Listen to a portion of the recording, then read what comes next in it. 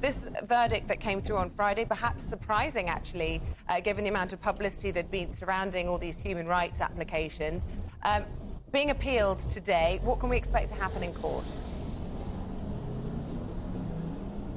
Well, good morning to the both of you. We're going to hear from those same groups as we did on Friday. So we're going to hear from human rights organisations, from lawyers representing the migrants themselves, and even civil servants unions. We're going to hear from all of them in court today, and they're going to ask for the judge to reverse that decision that was made on Friday to allow that flight to take off tomorrow, carrying migrants to Rwanda, those migrants who entered the UK illegally. Now, of course, our legal system does allow appeals, and that's what we're seeing happening today at the High Court. This is a last-ditch attempt by those groups to keep that flight grounded tomorrow. We're going to hear those same arguments today as we did on Friday. They're going to say that the Rwanda plan is unfair, that it's unsafe and it's unlawful. Now, the government, on the other hand, is going to argue that Rwanda is a safe country and that this plan is entirely legal. They will say that this plan is needed to break the human trafficking rings that operate in the English Channel. And of course, over 10,000 people have already crossed the Channel this year, and the government will say that this is a popular plan with the public. But those opposing this fight in the High Court today, they have got a real challenge on their hands, because on Friday the judge did say that there was a material public interest in the Home Secretary Priti Patel carrying out this policy. He also said he didn't consider that there was any evidence that these asylum seekers would be ill-treated in Rwanda.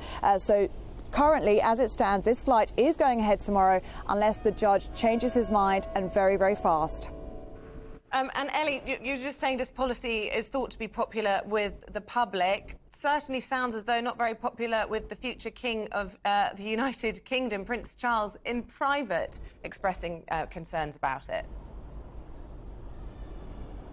Yes, well, the government would say that this is a very very popular policy, but it's also been a very controversial one. And the last person to reportedly waded into this conversation is the heir to the throne, Prince Charles. Now, Prince Charles has reportedly privately criticised this plan, calling it appalling. A source told the papers over the weekend that Prince Charles was more than disappointed at the policy. They said that he thinks the government's whole approach is appalling, and it was clear he was not impressed with the government's direction of travel.